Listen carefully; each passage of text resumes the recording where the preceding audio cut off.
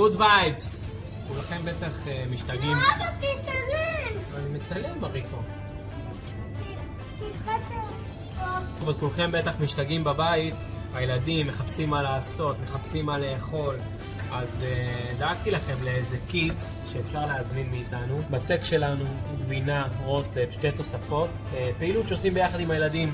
גם משהו, פעילות לעשות בערב או בצהריים. אפשר שירה. בטח, וגם יש מה לאכול. אז אני אעשה לכם איזה סרטון שמראה לכם איך לעשות את זה נכון. הבצק שאתם מקבלים בערכה, מורידים אותו למשטח מקומח. דאגתי לכם גם לקמח בתוך האריזה של הבצק. בעצם מתחילים בלהוציא את האוויר פיצה גדול! מהמרכז של הפיצה. הנה ארי גם עוזר לי. בוא עושה פיצה גדול. פיצה גדולה. יצרנו את השול ואנחנו מתחילים לסובב את הפיצה. ארי תעשה גם. מצוין. עכשיו אני יכול להרים באוויר קצת, כן. ואנחנו... ביחד. כן, ביחד. לוקחים את הבצק של הפיצה ביחד עם הילדים. גם אם זה לא יוצא מושלם כי הילדים עוזרים, הכל בסדר. העיקר העשייה. ושמים על... אם יש לכם טבון, אתם יכולים לאכול ישירות על המשטח של הטבון.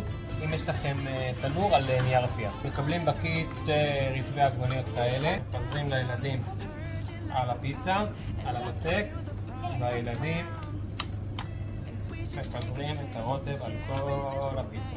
עכשיו יש לכם בקיט גם מיקס גבינות. שים את המיקס על הפיצה, ולאט לאט מפזרים על כל הפיצה. זיתים. ותירס גם רוצה? שים תירס?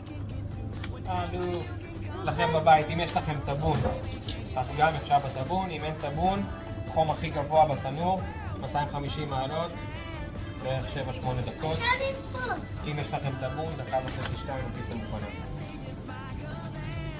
איזה יופי! דקה וחצי מוכן.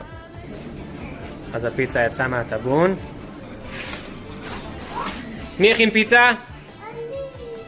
היידה!